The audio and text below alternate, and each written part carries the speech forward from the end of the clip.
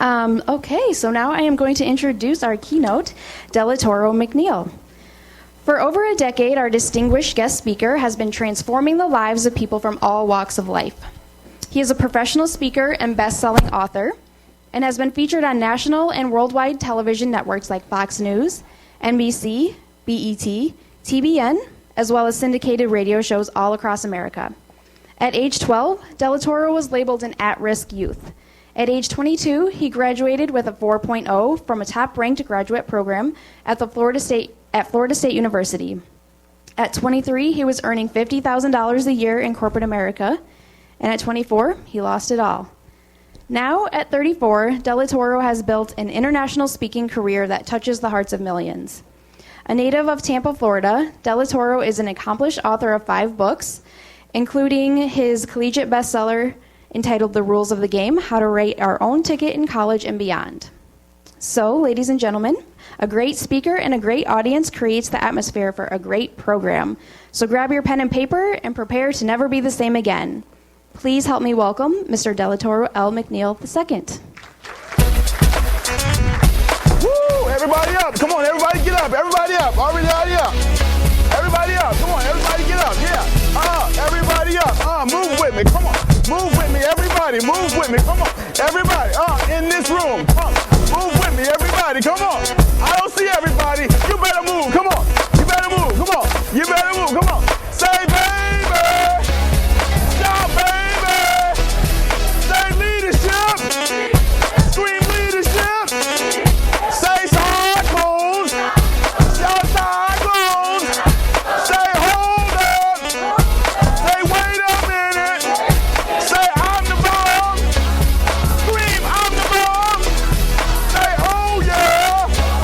Shout oh yeah! Put your hands together for yourselves. Come on guys, put your hands together for yourselves. Very good, very good. Woo! All right. Listen, I'm pumped. Take your seats. We get ready to have a crazy time up in here. Are you ready to have a good time? Say oh yeah. Oh yeah. How many of you all love leadership on a Saturday morning when it's cold outside? Right, exactly. So we got to do this thing completely different, okay? First of all, I'm so pumped. I'm so excited that you guys are here. We get ready to do leadership at a whole new level. I love leadership, but I hate boring leadership. Anybody with me say, oh yeah? Oh yeah. So I said years ago, I got to do something different. We got to find a way to talk about leadership and make it fun and cool and hip and crunk and bout it. Does that make sense? Say, oh yeah. Oh yeah. Now, I'm the kind of cat that can watch something like The Lion King like 32 times. Anybody ever seen The Lion King? Right, and every time I watch it, a brother gets something different out of The Lion King, right? So years ago, I said, okay, here's what I'm going to do.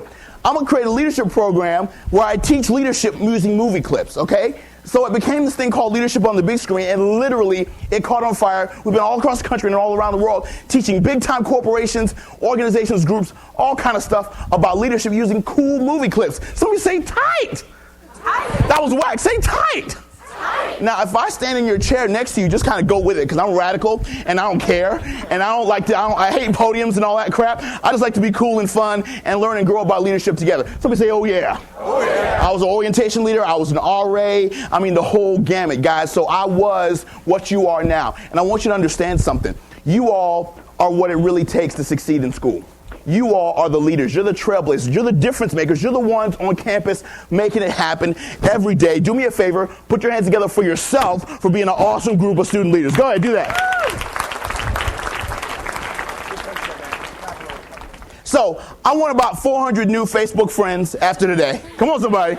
400 new followers on Twitter, okay? Because I'm going to say some cool stuff today. It's going to be a little bit different, so you might want to tweet it, post it, whatever. But I want you to pay close attention to this experience. All you got to do is Google my name, Delatoro. I'm the only one in the world, D-E-L-A. Who else have you met? Delatoro, right? Doesn't happen, right? So just Google D-E-L-A-T-O-R-O in Google. All my stuff comes up. Follow me, post me, email me, whatever, and we're going to set that thing off. Somebody say, oh, yeah. You got a brother from another mother now. Does that make sense? All right? All right, so let's talk about this whole notion of leadership, because write this down. You cannot lead others until you effectively lead yourself. You cannot effectively lead others till you effectively lead yourself. So leadership is always an inside-out job.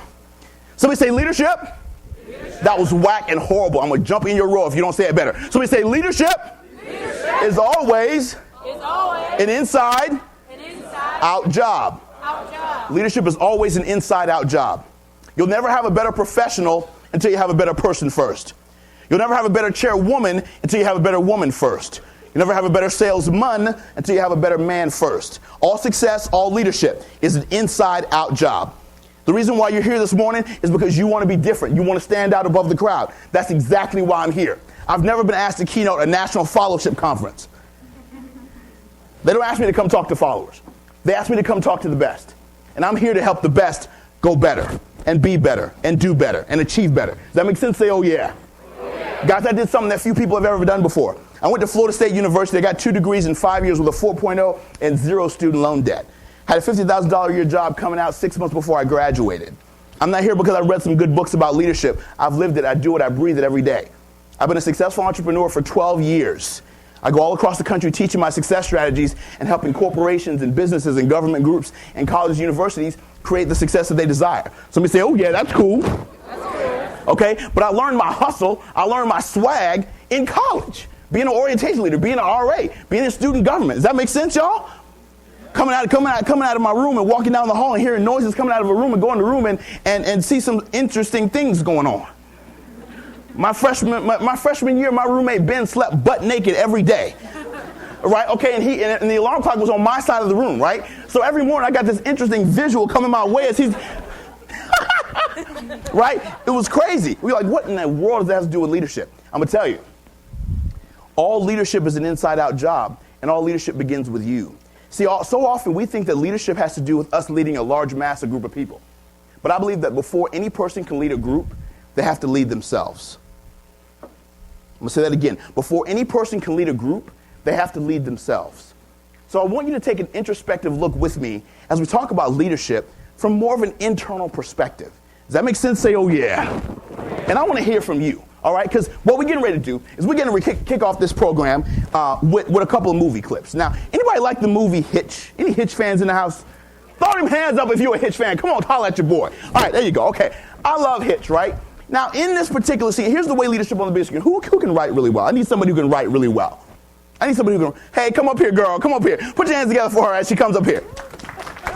Let me switch over here. Get on up here, girl. I'm looking forward to this. This is going to be good. All right. Now, what's your name, sweetie? I'm Morgan. Morgan. Come on over here, Morgan. We're going to start from the beginning. Come over here, Morgan. Okay. All right. Somebody say, hey, Morgan. Hey, Morgan. Here's the way leadership on the big screen is going to work. Lights. Thank you so much, sir. Okay. Now, wasn't that cool? Lights. Right, sorry. Had a moment. Okay. That was good. Okay. Here's the way this works, right? We're going to watch like a 2-minute clip of a movie, okay? And then Morgan is going to help us track down all of the leadership lessons we're going to learn from that scene, okay? So what's going to happen is we got to get a chair for Morgan, okay? Grab a chair. And Morgan, you're going to hang out right over here. And then you're going to put Hitch at the top, okay? And then all the leadership principles we glean, you're going to write them down, all right? Somebody say, thanks, Morgan. Thanks, Morgan. Shout it like you mean it. Guys, say thanks, Morgan. Thanks, Morgan. Very good. Okay, cool. Now, this is all about you, all right? If you want to hear me keynote, come to my breakout session, which is the rules of the game, where I'm going to teach you crunk strategies on how to crush college, okay? That's after this session. But, all right, this session is about you. This is about me facilitating you talking. So when I say, okay, what did you learn from that scene, I better see some hands going up in the air, or I'm going to jump in your row. Does that sound good? Say, oh, yeah. One of my good friends is a guy by the name of Tiny Lister Jr. Y'all know him as Debo, right? And he and I do youth conferences together, right? And so, you know, Debo's the guy that said, I'll take your bite. I'll take your bite. You know, from Friday? Y'all remember Debo? Okay, good. Yeah. Somebody like, what in the world are you talking about? Yeah, the big dude with the bald head that would always take Ice Cube's bike in the movie Friday, right? So one of the ways that he uses to motivate youth is that he'll like scare them into like becoming successful, right? He's like, I'll break your neck if you don't get up here and volunteer, right? So I'm not going to be that aggressive, but you get the point. So when the clip is done, I want to hear from you, and I want you to tell me what you get from that scene. Here's the beautiful part. Even if you don't raise your hand, I'll still call on you, okay? So don't think that this room is too big that I won't run to your row and say, what did you get out of that scene, okay? Now, one of the things that you have to understand is that you can't watch a movie. You have to watch a movie, okay? Let's try that together. You can't just watch a movie. You have to what? Watch a movie. You got to really study a movie because there's a lot of awesome stuff that happens in movie clips and scenes that we're getting ready to extract together. And you're never going to watch movies the same after today's program. So I'm really crunk and excited and pumped about it, okay? So let's have a good time this morning. Let's kick off this conference the right way and have a good time. Let's be interactive. Let's be a team. Let's be a family. I had a chance to meet about half of y'all, but I can't wait to meet the rest of you all in our sessions at lunch, okay? So let's do this thing up right. This program is called Leadership on the Big Screen. This first scene is from the movie Hitch. Now, in this particular scene, Albert Brenneman is getting ready to make his first impression on Allegra Cole, all right? Now, there are 5. Say 5. 5. That was not everybody in the room. I need 100% participation. Say 5. 5. There are 5 leadership styles present in this scene. There are 5 leadership styles present in this boardroom. What I want you to do is I want you to take your paper and I want you to number it 1 to 5. And I want you to identify exactly which character has what leadership style and what their leadership style is.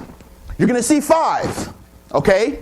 So you can't just watch a movie, y'all. You got to watch a movie, and you got to tell me who's got what leadership style. Please understand, certain people's leadership styles are going to shift during the scene. So you can't just watch it. You got to watch it, and then Morgan and I are going to help you dissect it, all right? Let's get this party started. Let's go.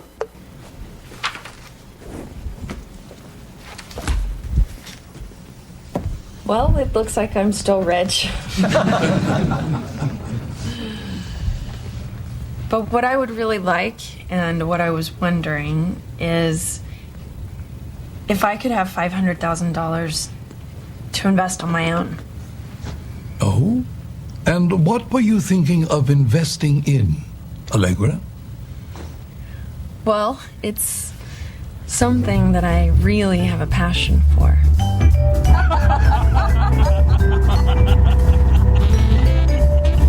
Daydreams are for private time. When you're in the room, be in the room. Concentrate. Focus. Women respond when you respond to them.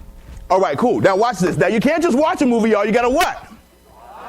That was whack and horrible. I promise you I'm going to throw a chair at you if you don't do this better. All right, we're going to try this again. You can't just watch a movie. You got to what? Watch.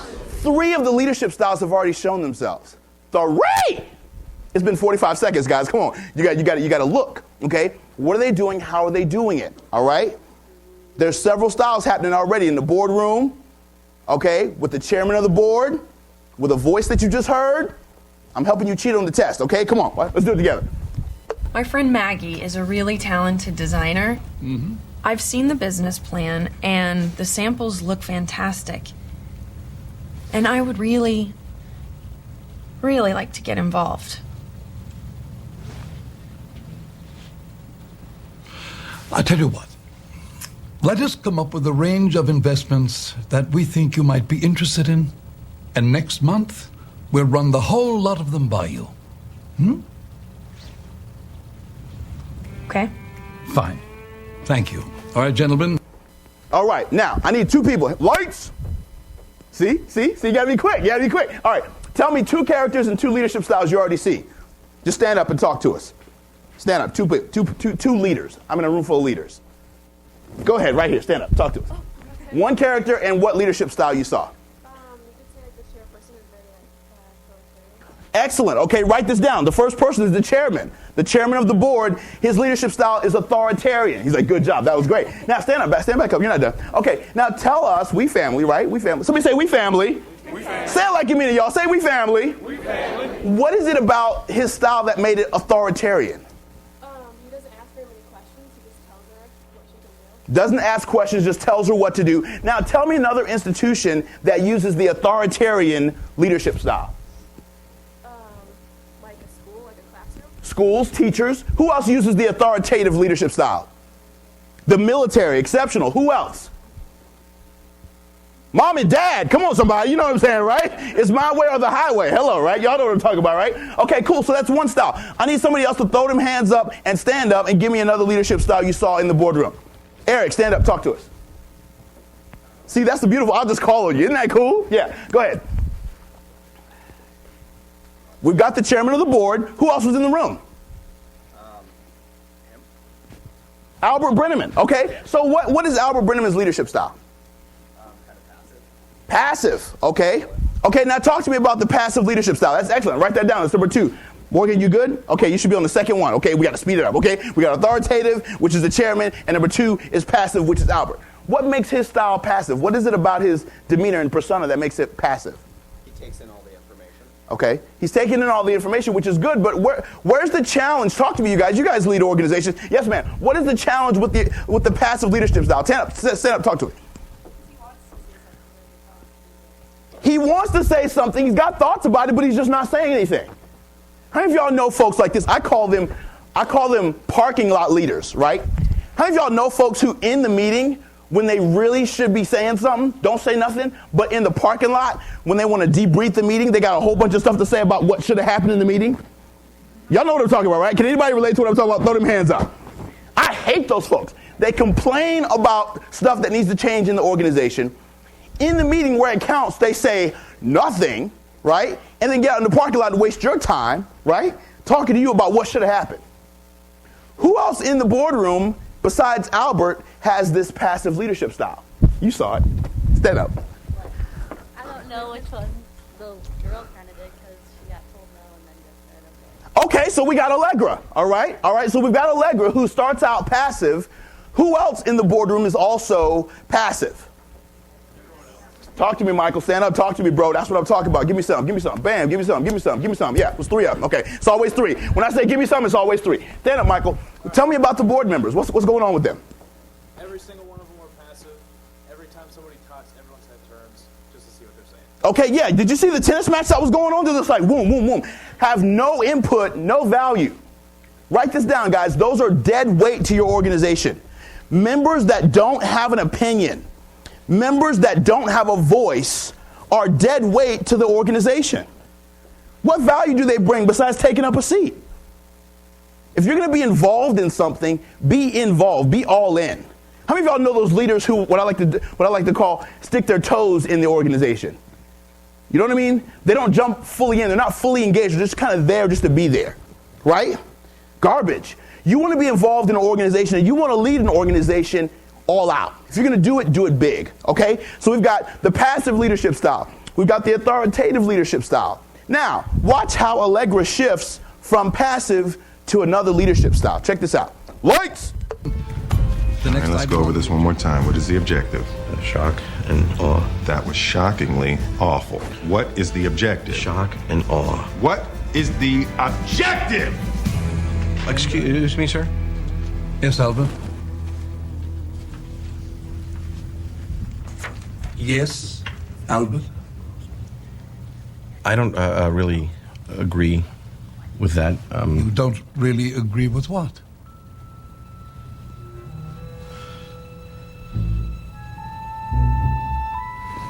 I think if you want to invest $500,000 in your friend's business, that's exactly what you should do. Albert! No, you don't need us to tell you what to do.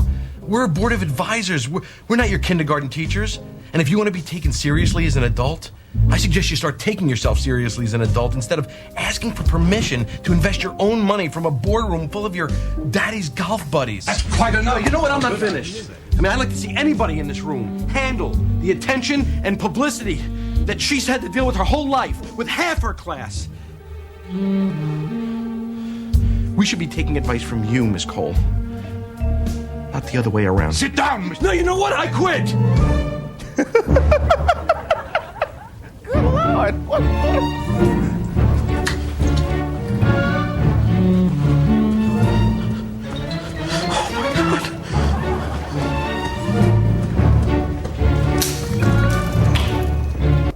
All right.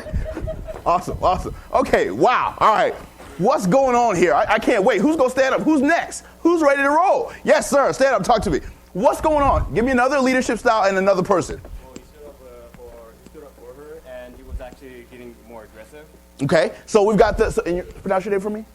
Zeke. Okay, cool. All right. Somebody say, what's up, Zeke? What's up, Zeke? All right. So Morgan, the third leadership style we've got the aggressive leadership style. Okay. Now, what do you think made his style go from passive to aggressive? Up to the point that Allegra didn't get what she wanted, and he wanted to support her. Okay. And he gave her his own opinion to invest the money instead of just being passive and, of course, being the parking lot buddy. Right. Now, how many of you are in favor of him switching styles?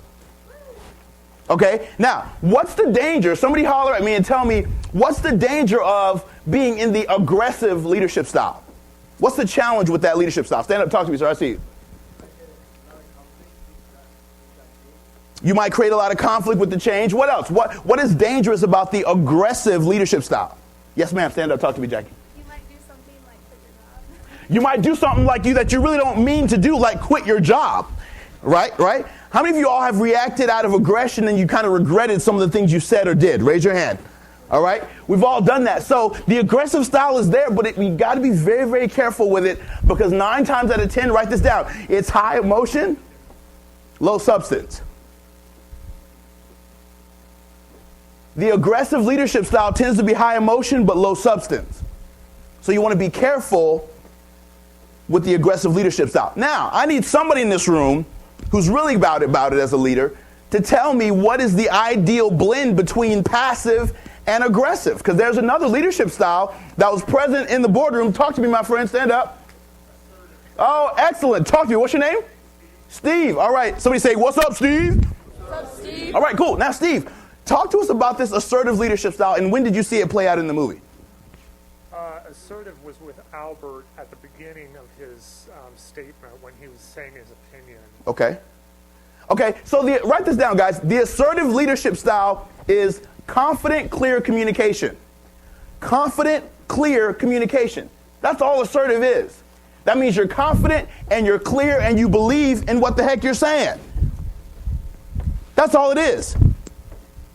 Who else became assertive? There's another character that became assertive throughout. Yes, stand up, talk to me. Hitch, you would call Hitch assertive. Talk to me about that. Well, I mean, he was communicating the idea that he wanted to convey to Albert about how he wanted Albert to go about this meeting. Okay. So who would agree with him that Hitch is the assertive leadership style? A few. Okay, cool. Now, who else in the boardroom went from passive to assertive? Beth, stand up. I was thinking towards, like, at first, I don't know the blonde's name, but the woman. Allegra. She was starting off kind of shy and like, oh, well, I still have money or something. But then she kind of started asserting herself, saying, I'm really passionate about this and I would really want this. And So she got assertive when she got passionate, when she talked about what her passion was. Every single one of you in this room, if you want to be an incredible leader, you have to be crystal clear about what your passion is. What are you passionate about doing? Okay? Let me help you out. The only thing you should be doing in life is what you're passionate about. Are you feeling me? Somebody say, oh yeah. That was whack. Come on, you guys. I came all the way from 80-degree Tampa, Florida. Give me some love. The only thing you're supposed to be doing in life is something that you are passionate about. Somebody say, oh yeah. Oh yeah. Only be involved in leadership if it's an organization you're passionate about. The only major you should pick is something that you're passionate about, not something that's going to make you money. Why? Because money is a poor motivator. Why? Because expenses tend to rise to meet income.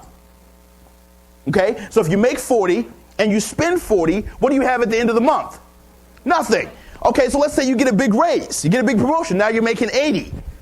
What are you going to tend to do? You're going to get a new house, get a new car. You're going to do all this stuff to now spend at 80. So if you make 80 and you spend 80, what do you got left?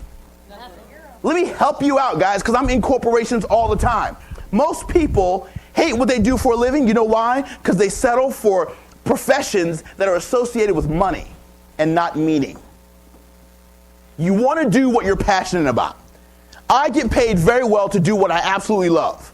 I would do this for free. But because I'm good, I get paid for it. Come on, somebody. Does that make sense? Somebody say, oh yeah. Hello. Live your passion. Do what you're passionate about. She went from passive to assertive when she started getting passionate about that business plan. And my friend, you will see a marked difference in your academics, in your leadership, in your profession, everything that you want to do here on this campus and in life when you get your heart involved in it. Get out of your head and get into your heart. Your head will always screw you up. Uh-oh. You're like, holy crap, Del, what are you talking about, right? I'm here to learn. I'm here to learn and grow, and my learning and growing takes place in my head. How many of you all realize that in life, you've talked yourself out of some really cool opportunities? How many of you all have ever realized that sometimes in life you get on your own nerves? Come on, somebody, right? Right. That's because all that stuff's happening in your head. Your head references one place. How many of y'all have ever thought about wanting to do something, but then in your mind you said, you know what, maybe I can't do it, right? We've all had that, right? It's called the internal bully. Here's the reason why the internal bully kicks in. Your brain references one place when it thinks about your future and whether you can achieve something. It references one place. You know what that place is? Your past. To see if you've pulled it off before. To see if you know people who have pulled it off before. And if the answer is no, what's it going to tell you? Don't go after it. Don't try it. Right? But your heart is telling you, I need to do this. Your heart is telling you, I need to try this. Your heart is telling you, this is the right moment. This is the right opportunity. Always follow your heart.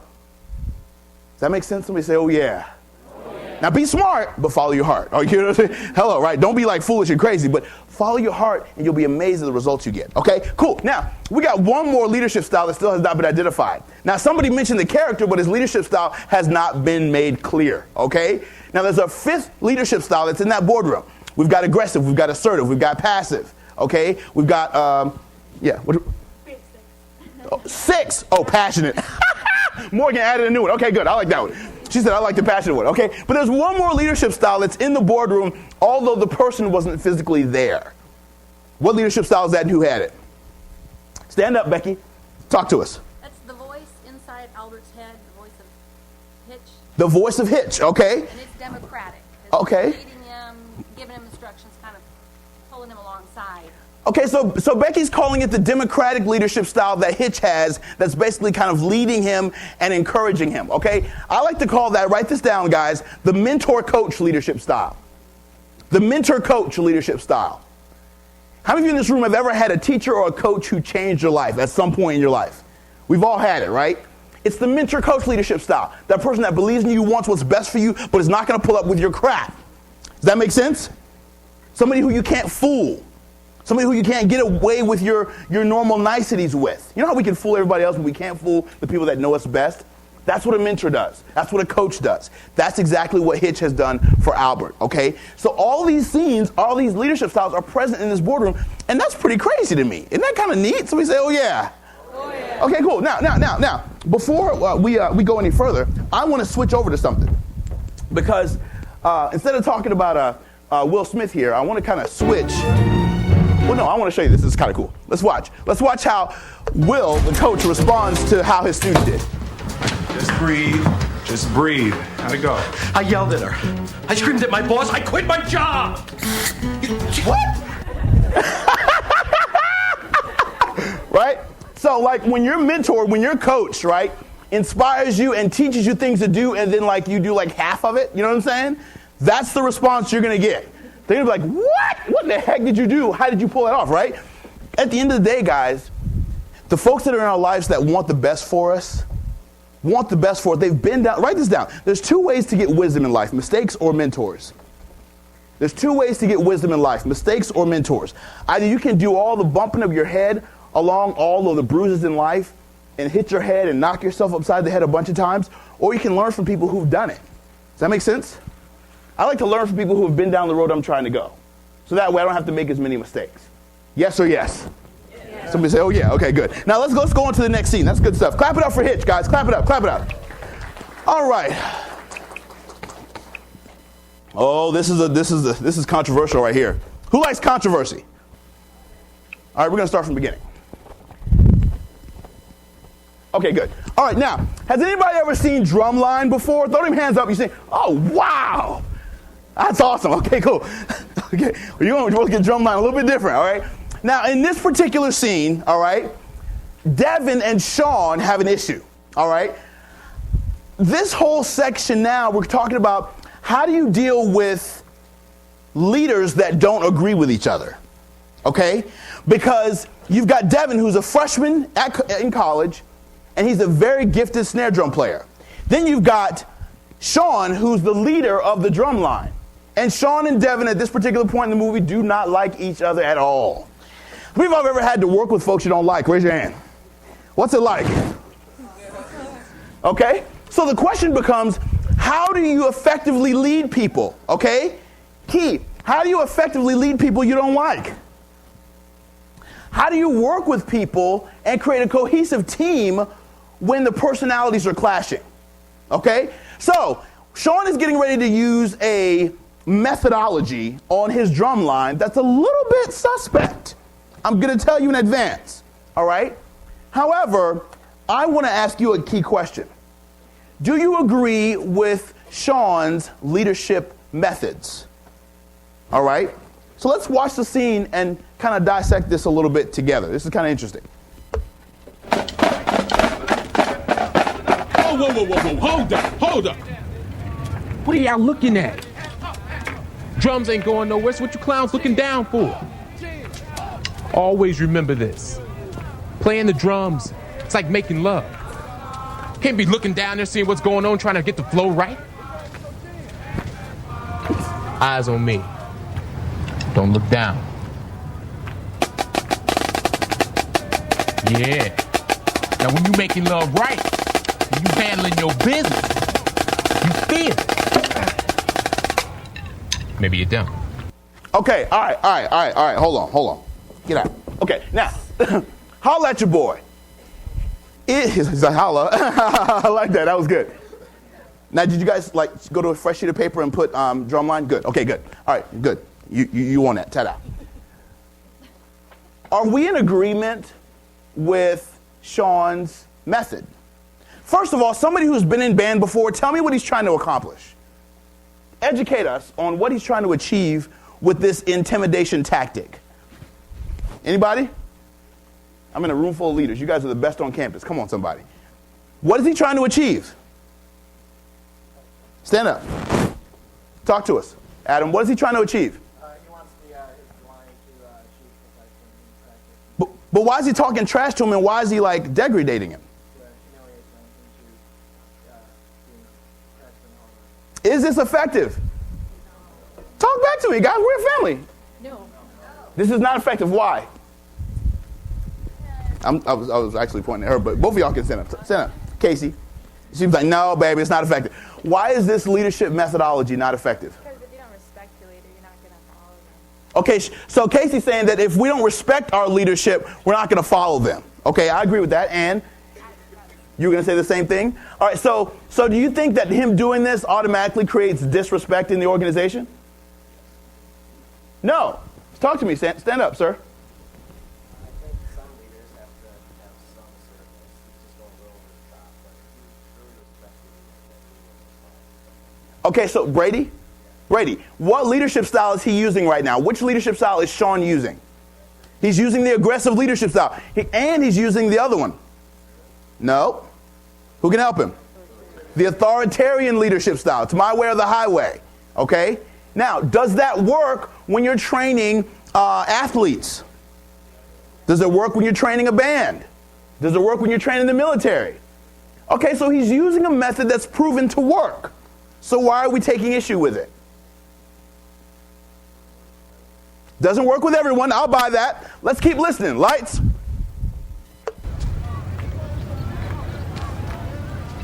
Eyes on me.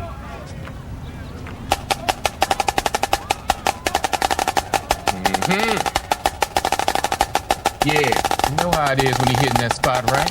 Don't you, girl? Never look down. Appropriate or inappropriate? Lights or lights? Inappropriate. Stand up and tell me why. Somebody stand up and tell me why. Where we at? There she goes. Hey. The reason why it's inappropriate in a professional sense is because you're crossing those lines of respect for one another. For Excellent. instance, if a girl was to come onto her boss and she gets a promotion mysteriously, Right. that's wrong. Exactly. Okay, so basically he's now crossed the line of just being authoritative. Now he's into sexual harassment with this young lady and basically kind of using slurs and etc. to further prove his point. Now again, I need somebody who's ever been in an instance like this. Anybody been an athlete before? What is Sean trying to do? Stand up. Well, it seems like he's trying to act like he's the leader there, like he's telling him what to do to establish his position in the hierarchy. Okay, so he's basically, listen, write this down, guys. A lion doesn't have to roar. That'll change your life. Write that down. A lion doesn't have to roar. It does roar when it needs to, but a lion does not have to roar. Well, Del, what does that mean? I'm glad you asked. That was a great question you guys are asking. When you see a lion, right, its presence, its stature, it doesn't need to roar to make you want to run from it. It just has an aura about itself. Successful people don't have to say, hey, I'm successful. It just comes off of them. Great leaders don't have to say, I'm the leader. It just exudes from them. Does that make sense? So lions don't have to roar. Here's what that means. If you have to go around and tell people to follow you, you're not really a leader. Oh, it's quiet in here. Come on. Y'all, are you feeling it, brother? Say, oh, yeah. Oh, yeah. Okay? Because one of my mentors is a guy by the name of Dr. John Maxwell, in my opinion, the world's top authority on leadership. And he said if somebody, right, is walking and nobody's following them, okay, they're not leading, they're just taking a walk. I'm like, that's good. Hello, right? If you're walking and nobody's following you, you're not a leader, you're just taking a walk. What he meant by that is this, guys. At the end of the day, when you're a great leader, people will, write this down, want to follow you. You want to be the type of leader that people want to follow. You don't have to twist their arm. You don't have to coerce them. You don't have to manipulate them. You want to be the kind of leader that folks enjoy following. They get something out of it in their lives when they follow you. That's the kind of leader you want to be. Let me ask you a question. Write this down. How would your organization be if every member of the organization was just like you? She's like, better. There you go, all right? It would be much better, right? That means you got a lot of strong leadership qualities that you want to impart into your staff, okay? But I'm going to challenge you even on that response. Because if two people are exactly the same, one of us is unnecessary. I'm going to change your life if you'll let me. If two people are exactly the same, one of us is unnecessary, which means we have to appreciate uniqueness and diversity. We have to embrace gifts and talents from people that don't look, act, or function, or believe exactly like we do. Does that make sense? Yes or yes? Yes. Absolutely, guys. We need the input of the team. We need the input of the team. He's not getting that because right now he's in training mode. Right now he's in, I'm a lion, and so I need to roar so you know I'm a lion. The unfortunate thing is that if a lion has to constantly tell people that they're a lion, it really makes him a wimp. Yes or yes? Yes. Okay, let's see how this plays out, guys. Lights!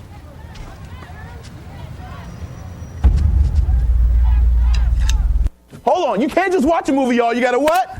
Watch. You gotta really watch a movie. Now, his whole goal, I'm gonna help you guys out, okay? Because I wasn't in band, but I was in choir and all that other kind of stuff. Here's what he was trying to do. This cat was trying to use the intimidation tactic of talking trash to them to get them distracted from playing the drum. Because he was trying to basically mimic what's going to happen when they get on the field in a game. Because they're going to have all these thousands of people in the stands yelling stuff at them, and they need to be able to play without looking down. So he was basically trying to distract them. That's really what the trash talking was about. Here's my problem, though, with his method. If you're going to use it on one student or two students, you should use it on everybody, right? Watch how quiet the trash talking gets when he gets to his prize student, okay?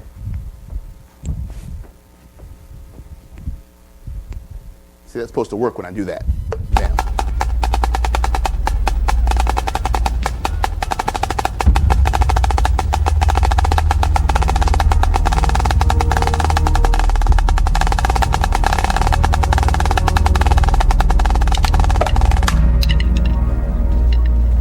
That was impressive. Thank you, sir. Okay, right. right. We're like, yeah, whoop his butt, right? That's what we think is going to happen, but that's not really what happens, right? Now, here's what's interesting, right? He beats him. But does he achieve his goal? Let's see. What I like most was instead of making Sean look bad, you made yourself look like a jackass. Let's take this from the top, and this time follow me.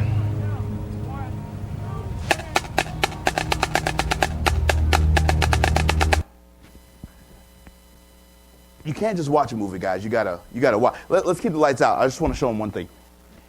isn't there a different expression on his face right now than when he was going up against Sean? Right? Now, did Dr. Lee, who's the band director, step in and say, I'm Dr. Lee, I'm the band director? Did he say that? Holler back at me, y'all. A lion doesn't have to roar.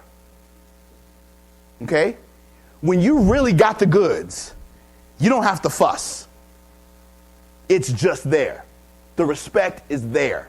You don't have to force it, okay? So all of a sudden, there's a completely different expression on Devin's face because this expression says, I respect you. I don't know what's getting ready to happen. I don't know if I'm going to win or lose at whatever I'm getting ready to do, but I respect you as I do it. Okay? Let's keep watching.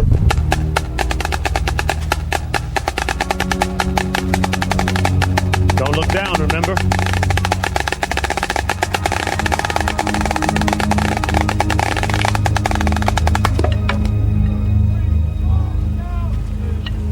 You have to learn to follow before you can lead, Mr. Miles. Ooh, clap it up, guys. Isn't that good stuff? Come on. That's good. Lights. Lights. Okay, now, talk to me. What did you get out of that scene? Tell me, what are some... Yes, sir, I see you. Come on over here. Sam, let's go. Okay, to be a great leader, you got to be a great follower. So what are the characteristics and the attributes of a great follower? Somebody else talk to me who hasn't said something. Yes, ma'am. Listening is a great characteristic of being a great follower. What else? Talk to me, guys. Jace. Doing what you're told. Doing what you're told. Following directions. What else is a good one? Caitlin? I'm sorry, sweetie. Stand up. What's another good example of what it means to be a good follower? Basically taking what you learn and not giving people grief for trying to teach you stuff. Okay, so basically being a good student, okay, being able to receive what people are saying to you as good feedback. Give me some other folks who haven't said anything yet, okay, who really know how to receive. Yes, ma'am, stand up, talk to me. What does it mean to be a good follower? Always acknowledge there's somebody out there who's better than you. All right? Excellent. Give me some more. Some more. Yes, sir, I see you. Yes, sir, you.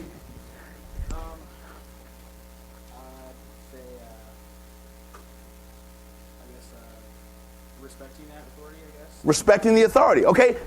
Pivotal question. Was Devin wrong for beating Sean in the activity? Talk to me, guys. Was he wrong? Yes, ma'am. Stand up. Talk to me.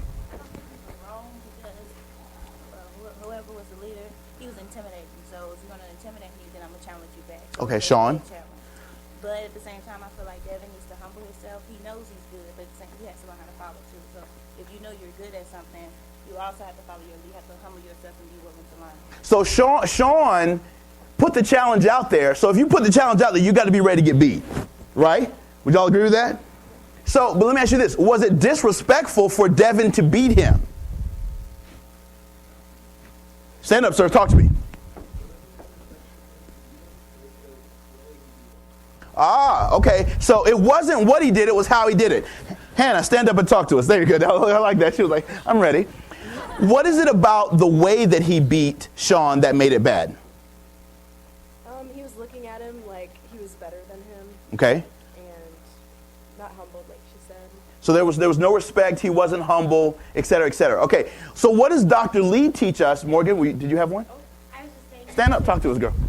Go, Morgan. You go, girl. So you go right ahead and talk. That's what I'm talking about. I like it. Go ahead. I was just going to say, you should know how to handle your success. Ooh.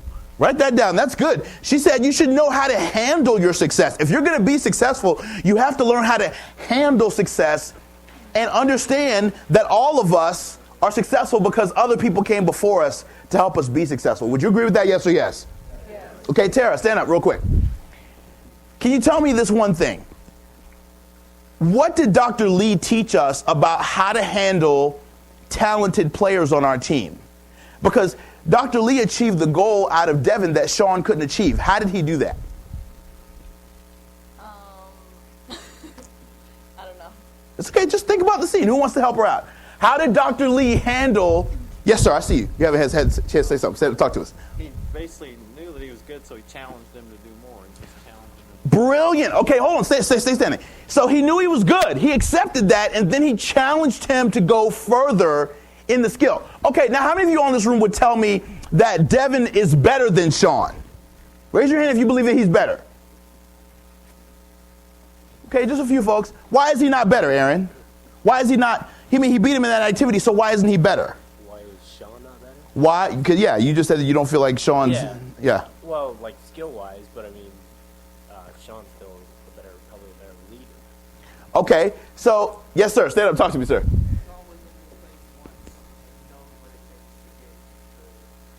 To the next level. Okay, so is Sean better than Devin, or is Devin better than Sean? Yes, sir. Stand up. Talk to me. Okay, here's the problem. Write this down, guys. Right now, Sean is a manager. He's not a leader. He's managing the drum line. He's not leading the drum line. Okay, there's a big difference. That's number one. Number two, Devin is not better than Sean because Devin beat him in this activity, but Devin can't play and move at the same time. Dr. Lee showed us that if you've got somebody who's talented in our organization and they're already good at something that you're trying to teach everybody else, challenge them to go what, y'all? Further. Okay? Now, Devin did a good job in that activity, but Devin can't even read sheet music. And he can't teach his skill to somebody else. The true test of whether you know a subject is if you can teach it to somebody else. That's why every one of you all in this room, in your classes, you know how I got a 4.0 at Florida State? You know how I pulled that off in undergrad and grad school? I had what's called the 3-tier study team in every class I ever took. Somebody say, what's that, Dale? What's that, Dale? Because if you're going to be a leader on campus, you got to be a leader in the classroom, okay? The 3-tier study team says this. I'm going to put these 3 folks in every class I ever take. Number 1, somebody much smarter than me. Write that down. You want somebody in every class who's much smarter than you, okay? Make them your new best friend. All right? You want to study in teams, not groups. Students that study in groups fail together. All right? You don't want to study group. You want to study team. And there's 3 people you want to put on it. Number 1, somebody who's much smarter than you. Number 2, somebody who's as smart as you. Someone who's on your same level. Have you ever taken a test with somebody who's just as smart as you and they got an A and you got a C and you were pissed, right? Hello, you're like, what the heck? What is that? You ain't smarter than me. How'd you get an A, right? That person that's on your same level is going to take away your excuse as to why you can't achieve, because you guys are on the same level. Now, here's the 3rd person you need on your study team, and this is the most critical person. You need someone on your team who is not as smart as you. You need to purposely recruit someone who don't got it all together up there. All right, come on, somebody. A few fries short of a Happy Meal. Y'all know what I'm talking about, right? You need to purposely recruit somebody who's missing it a little bit up there, right? Who's not as smart as you. You're like, Del, you're killing me, bro. You're talking about leadership. You're talking about we got to be successful. Why on earth would I purposely put someone who's not as smart as me on my study team? Because the more that person asks you question after question, how does this work? What do they mean by that? What do they mean by that? I don't understand that. I don't get that. The more you have to explain it to them, the more you're rehearsing the principle in your own mind. The true test of whether you know a subject is if you can what? Teach it to somebody else. Once you can teach it to somebody else, you've mastered it and you're going to crush the test. Somebody say, oh yeah, Dale. Oh, yeah. Clap it up if that was good. Clap it up if that was good. Come on. All right. Let me see what we got going on here. Woo-hoo-hoo-hoo. All right, 5 minutes. We're going to hit one more. Can we do one more? Somebody say one more. That was whack and horrible energy. We got to try it again. Somebody say one more. Oh, man. Okay, so because I'm not over there in front of you, you kind of did it bad. That's okay. I'm going to come over there and jump in some rows in a second. All righty. Where do I want to go here? It's either between honey. Oh, let's go to honey. I love honey. Let's do honey.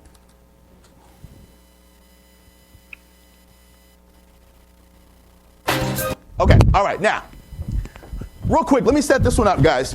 Lights. How many of you all in this room have ever been in a leadership situation, right, where your leader told you something was wrong, but they didn't teach you or tell you how to fix it? Right. Okay, that's what's getting ready to happen in this scene, okay? Honey is a choreographer, all right? She's a choreographer. She choreographs hip-hop videos. Here's the problem.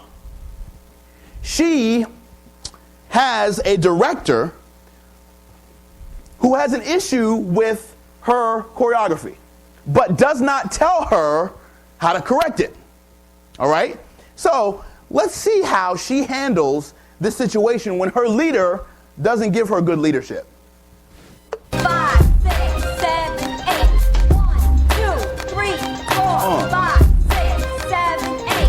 1, 2, 3,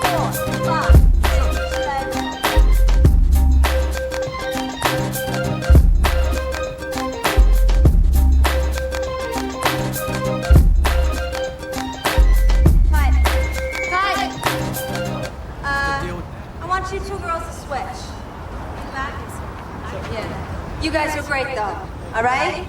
You guys are really good. All right, now, I taught you before, you can't just watch a movie, you gotta what, y'all? Watch. In 5 minutes, I'm gonna teach you 12 things about leadership. Number your paper 1 to 12. Honey, it's crazy. You're gonna get, this is crunk, you're gonna love this, all right? There's so much meat in this 1 3-minute scene, it's unbelievable, okay? Somebody, lights real quick, tell me 2 things that Honey has already done a good job at already, before we even hear the fact that her leader doesn't like what she's doing. What are 2 things that she's already done a good job of? Yes, ma'am, stand up. Excellent. Write that down. Number 1. Hold on. Stay standing. Number 1, she appreciates the people that she's working with. Great leaders appreciate those that work with them. Okay? Give me another one.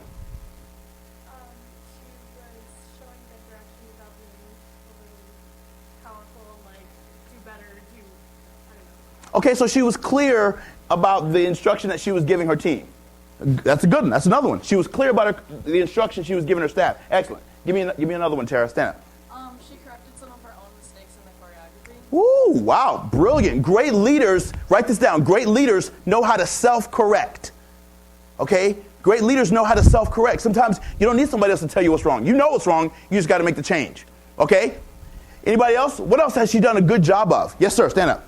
She acknowledged that the director wasn't interested at all, because he was just like acting like he didn't care at all. That's why she cut it. Okay, so she cut it. In other words, she was sensitive enough to the atmosphere to know that there was something wrong and know that changes needed to be made.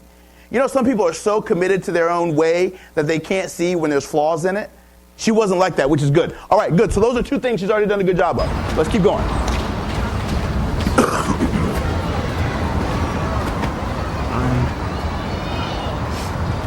There's something missing. What? I don't know. Something. Fix it.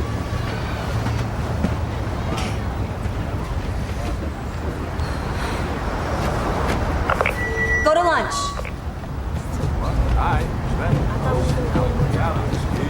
All right, lights. 2 more things. 2 more things that she's done an excellent job at as a leader. Give me, actually, there's 3 more. I need some hands that haven't had a chance to say something. Yes, sir, stand up, talk to me. Come on up, Sam. Before she gets the authority to change like something about the group that she doesn't know the answer to, she wants to like self-reflect and understand where she's taking the group before she starts shouting orders. Excellent. She takes time, write this down. She takes time to self-reflect, okay, before barking all these changes. She takes a minute to self-reflect. What else? Yes, ma'am, stand up. She was able to accept the difficult challenge. Her boss comes through and says, hey, this isn't working. It was tough, but she took it. She didn't get, did she, what's wrong with you? What do you mean you don't like my stuff? What's wrong? I mean, did she get an attitude? Talk back to me, guys. No, she accepted it. Here's the other thing. Did she blame? Did she blame her dancers?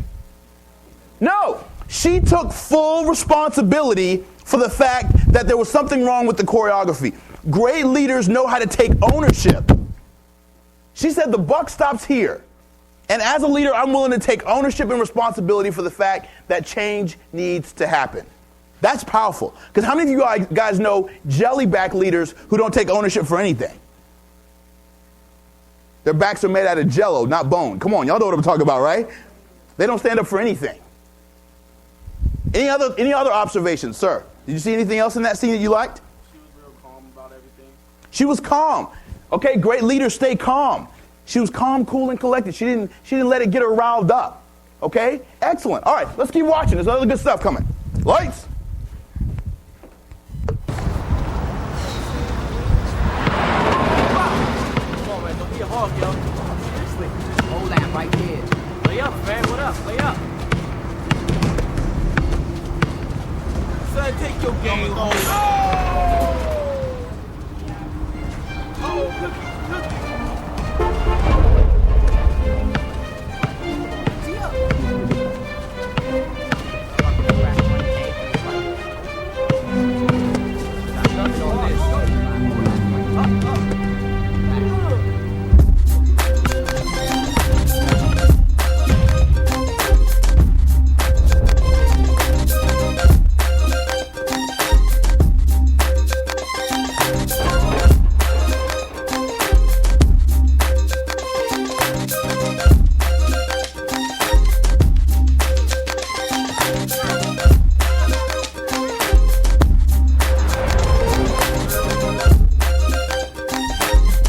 Okay, good stuff here. Good stuff. Lights. Man, there's some powerful stuff happening. What's going on here? Yes, sir. Stand up. Talk to me. Okay, all right.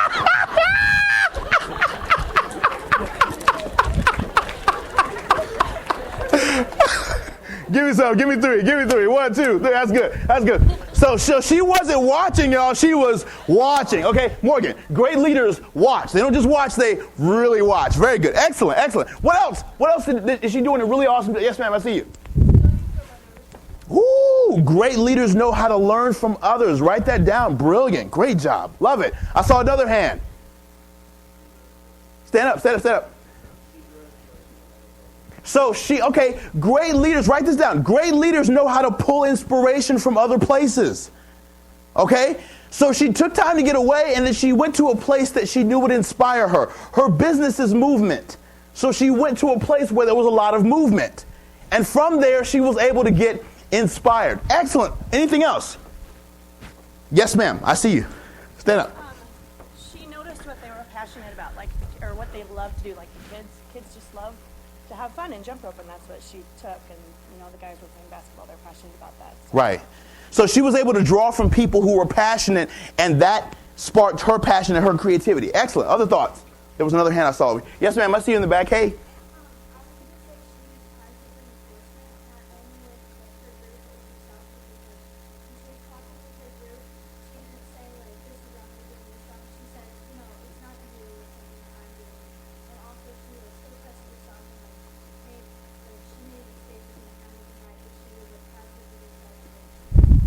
Excellent. Write this down. Great leaders trust themselves. You got to trust yourself at some point. You got to trust that you're making good decisions. You're making sound decisions. And she also, I love what you said, sweetie, she didn't beat herself up about it. Okay, you don't like it? We're going to switch it up. We're going to make it better. Okay? Now, I want you to pay close attention to something that's getting ready to happen. I really think when you do your thing, it's like the heavens sent you. Your personality really gets to me, and that just makes me want you. Okay. You can't miss that. You can't just watch, guys. You got to really watch. Now, once she gets inspired, once she starts getting all these ideas, what's the next thing that she does? I need a brilliant leader like you. Yes, ma'am. Katrina, stand up, girl. I like that orange. You're killing that. Stand up. What is it that she did once she got inspired with ideas? Before she goes back to her team, she does one thing that great leaders do. Brilliant. She was introspective. She took it and she tried it out on her first. How did I start this keynote, guys? What did I tell you? Before you can lead others, you got to lead who? Yourself. So she took it on to herself, said, how does this feel on me? Does this work? Can I do this? And once she realized that she could do it, then she was able to effectively go back and teach it to the masses. Great leaders, write this down, number 10 or 11 or 12 or 15, wherever you're at, all right? Great leaders lead by example. Okay? Write this down, y'all. People will follow your footsteps faster than they'll follow your advice. That'll change your life if you apply that. People will follow your footsteps faster than they'll follow your advice. Execute and people will follow you. All right? Real quick, couple more. That you keep doing seems to drive me crazy. So tell me, so now she's teaching it. I just want you around. Lady, yeah. You're really doing it too. You might be.